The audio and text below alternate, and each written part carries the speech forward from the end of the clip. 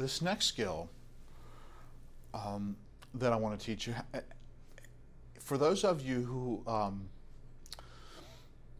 who do guided visualization, safe place visualization, that's a pretty popular intervention for working with trauma survivors, of helping them to get to a place that they are, kind of an internal visualized place that's safe. And if they're in a place that's safe, obviously that it creates a relaxation response.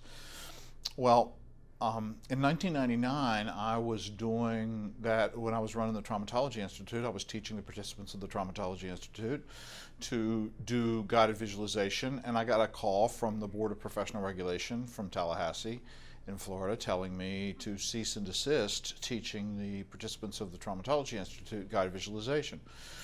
And I thought it was one of my friends messing with me. I was like, who is this really? And the gentleman convinced me in the next few seconds that he was not my friend. And he gave me a website and walked me through where there was a statute in Florida state law that you were not able to do any type of inductive process, including guided visualization, unless you had had 10 hours of hypnosis training.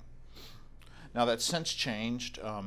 It changed, I think, about 10 years ago. To now it says the language of that law is without the requisite training in hypnosis. And a lot of people don't have hypnosis training, and certainly not very many people have 10 hours of hypnosis training. Most people have the 60 hours that are required for American Clinical Hypnosis Society certification, or they have none. And so I got a little bit tweaked about that and did a little bit of research and found out, one of the reasons why that law was there was because in the late 70s and early 80s, when that law was written, there was a lot of hypnosis training institutes in Florida, and they had lobbied well. So what I wanted to do was I wanted to figure out a way to be able to give clinicians the benefits of guided visualization, safe place visualization, without breaking the law. And I came up with a strategy that I think's better. My bias is that it's better than guided visualization. I'm going to do it with you and teach it to you, and you can decide whether or not what you think about it. So early in treatment, when I'm doing these skills, when I'm needing to build intermediate skills with my clients, I give them a clipboard that I have blank 8.5 by 11 sheets of paper on, and I give them a can that I have 9 colored Sharpies in it. And I set that clipboard in front of them, and I set the Sharpies in front of them, and I say, I'd like for you to take the next 5 minutes of clock time. And I'd like for you, and you can follow along. I have this in your manual. This is downloaded under the link on this too. And you can do it if you want to. That I ask them to draw a picture. And when I say draw, their eyes go like this, and I say, this is not art class. Stick houses, stick dogs, stick cars, stick people. That's fine. But it's important to do the drawings because the drawings do a better job of eliciting the emotional content of this, and that's really important. What I'm going to ask you to do is to draw a picture of a place that is safe and comfortable for you. Now, for those of you who are hypnosis trained, this next line I say is right directly out of Milton Erickson's mouth, but I'm not doing an induction, so you can do it in Florida without getting in trouble. I do have that 60 hours of training. And I say, it can be someplace from your history that you've been before, or it can be someplace from your imagination that you've not yet been. The only requirement is that it's a place that's safe and comfortable for you. And I would ask that you would go ahead and take the next 5 minutes and draw that picture. And sometimes I have a client say, there is no safe place. For ones that have IA scores, I've heard that more than 10 times in my career of practice of doing this exercise, and somebody saying there is no safe place, or I can't think of any place that's safe. And then what I do is I do another Ericksonian intervention that's called a confusion script. And so I rub my chin and I go, I'm really sorry that you've had a life, that there is no place that you can find, either in your history or your imagination, that's safe. I'm glad you survived that life. Let's change that. So here's what I want you to do. I want you to draw what you would draw if you could draw a place that was safe and comfortable. And clients start twitching a little bit, and they just give up and just start drawing. And I give them 5 minutes to do that. And at the end of 5 minutes, I say, stop, put your pen down, and look up here at me. I didn't get it done. You got enough done, I promise you. Now, the next intervention, this next piece, so I then ask them, what are you feeling in your body? If you did it at home, what are you feeling in your body right now? And it's almost always comfort, relaxation. They smile and say, yeah, I feel good. This is nice. And the thing that I like better about this than I do guided visualization is, with guided visualization, no matter how good of a therapist you are, no matter how good you are at hypnosis, no matter how good you are with language, your clients experience the relaxation that they get from guided visualization a little bit contingent upon you, that you somehow put that in them, some trickery, and therefore is dependent upon you. What's nice about this method is that it is self-efficacy. It is a demonstration that your client has the ability to get themselves relaxed on their own, and if they can do that, if you can do that here in my office while I'm watching you, then you can do that in other situations of your life too, I promise you. So for that reason, I like it better. But the other reason is what we've done now with this activity is we've built a platform that we're going to stack on top of this a bunch of other interventions that turn this into a super intervention in early treatment. And it does a whole bunch of things. So the next thing I do is I'm sitting 6 or 8 feet away from my client. And after I've done the, how you feel in your body, I feel good and cool, you can do this in other situations in your life. And then the next thing I say to them is something that you want, is a question you want to ask every single one of your clients as soon as you can in treatment, especially with trauma survivors. And if you can think of some gambit to do this in the first session, then it's a really good idea to do it in the first session. But you definitely want to have it done by the 3rd session. With every single one of your clients, it's important that you do this. And that is that I look at my client and I say, may I approach you? What have I communicated and meta-communicated with that question? The communication is that I respect your proximity. I am not going to invade your space. I am a safe person. I've told them all of that in this little activity. And that's trauma-informed care. You should never approach any of your clients. You should never roll up on them unless you have their permission to do so. But you want to establish that as soon as you can in early treatment, so that your clients know that that's going to be part of the rigor of the way that I handle myself. The other thing, the reason for that, is that if your client has a high A score, you think they got some proximity issues?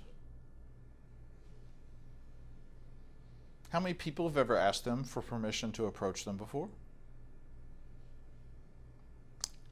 Not very many, if any. And what's going to happen is, probably won't happen during the session because your client's engaged in this process with you. But sometime later on, after the session, when they're driving home, when they're cooking dinner this evening, they're going to think back on this. They're going to think back on you asking them, may I approach? And they're going to go, nobody's ever asked me that before. That was nice. This guy knows what he's doing. I'm glad I picked him. And I just put 3 pennies in the relational piggy bank. in early treatment with this little, doesn't require very much, but it's a really important precedent to establish. So that's a gambit and a way to do that. And then when you roll up to your client, you never roll up in front of them. You always end up so that you're seated as ships passing in the night, so that if my client's here, I'm sitting here oblique to them. And what I do is I ask them, so, and their drawings there on the table, I say, would you use that drawing and tell me a little bit about that place that's safe. Give me a little bit of a story on that. Take a couple of minutes and tell me. And they start to talk, and as soon as they open their mouth, I say, oh, wait just a second. Before you tell me that story, would you be willing to try a little experiment with me? And they look at me like this, and I say, well, let me tell you what the experiment is, and then you can decide whether you want to do it. You know how you've had flashbacks and nightmares of all of those bad things, negative things that have happened to you? They nod, and I say, you know, some smart people in my field 15 or 20 years ago, they found that you can have flashbacks of good stuff too. And I'm wondering if you would be interested in trying to capture the feelings that are associated with that drawing of that place that's safe for you, and to be able to take them with you when you leave my office. And anytime, and to be able to call them up in the future, anytime that you get stressed out or anxious or irritable or overwhelmed, you could call back up that feeling. Would you be willing to try that? And all of my clients say, yeah, sure. And what I have is a little stone that I've collected. I use obsidian arrowheads a lot. I just didn't have any. I thought I had one, but I didn't. So I've got a little kind of container of river rocks in my office. And I always disinfect it with hand cleaner before I do this activity to make sure that it, doesn't have any cooties on it. And as soon as my client says yes, what I do is I hand them this stone, and I say, what I'm going to ask you to do is hold on to this stone while you're telling me the story. And in whatever way that's right for you, I'm going to ask you to try to squeeze some of the feelings that are associated with that drawing into this stone. Would you be willing to try that? And they go, yeah, okay, whatever. And they tell me the story. And I listen, let them talk the whole time. And then when they're done, I say, thank you, that was neat to hear. Now, what I want to ask you to do is for the next week, I'm going to ask you to carry this stone with you. And you can keep it in your purse, or if female, or in your pocket if you're male. And you don't even need to show anybody or tell anybody that you have it. Just any time that you find yourself in being distressed or feeling kind of stressed out or uncomfortable or anxious or irritated, what I'm going to ask you to do is to take that stone out, or you can just even squeeze it in your pocket. You just grab a hold of it and squeeze it, and see if any of the feeling associated with this drawing comes back up, and whether or not that's useful for you. Would you be willing to come back and report on how that went? And clients say, yeah, sure. I say, great. Now, the only other thing I'm going to ask you to do is that this stone's like a bank account. And we just opened your account today, and we put a little deposit in there with your drawing. And I'm asking you to go make withdrawals in all the times that you're going to encounter difficult or painful situations in the future over the next week. I don't want you to go bankrupt.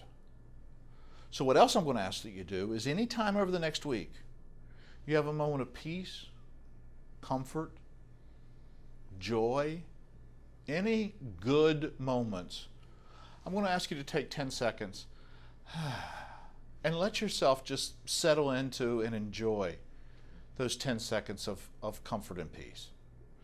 And at the end of those 10 seconds, I'm going to ask you to grab that stone and squeeze it and see if you can put some more juice back in here and make it even more charged with positive.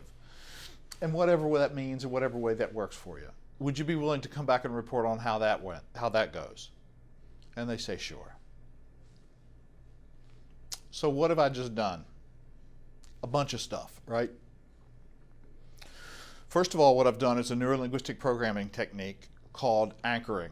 I have paired a restore state, and the NLP folks usually use squeezing together forefinger and thumb paired with a restore state, having more confidence, and so that when they squeeze that, it brings back that feeling. But what I'm using is the squeezing of the stone, is pairing the resource state of comfort, peace, safety with the squeezing of the stone. So some of that's going to come back. They're going to remember that. It's going to have a felt sense of it. And what I'm asking them to do is to now go forward and do direct therapeutic exposure of confronting situations that they encounter in their life and doing that in a relaxed muscle body. That's Cognitive Behavioral Therapy 101. But the real meat of this intervention is this. What is this? It is a little bit of me. What I'm doing in early treatment is I'm giving my client a little bit of me. That's a transitional object. That is your client walking out with a little bit of the therapeutic relationship, a little bit of my voice going with her or with him. And those become precious to your clients. And they freak when they lose them, so make sure you got some extra ones. They'll call you in the middle of the night and say, "I lost it." And you need to have some extra ones so that you can say, "Yeah, come on back and we'll get you another one. That's fine." And you've been able to give them a resource, a little bit of you, and do that in a way that is that's not creepy. I mean, can you imagine how weird it would have been if I said, "Here, I want you to take this stone and let it represent me. And when you get anxious, you can squeeze it." I mean, that's a lawsuit. That's not probably a good way to do this. But that's all implied. None of that's explicit. And what happens is that these become absolutely precious to your clients. I got an email from a guy. As I said, I usually use obsidian arrowheads. And I got an email from a guy that was a client of mine 15 years ago who moved to New Mexico from Florida. And it's been, I don't know, 3 months ago or so, he sent me a selfie out in the New Mexican desert of a picture of him with his obsidian arrowhead on a rawhide lanyard around his neck. And he said, "I still got it." 15 years.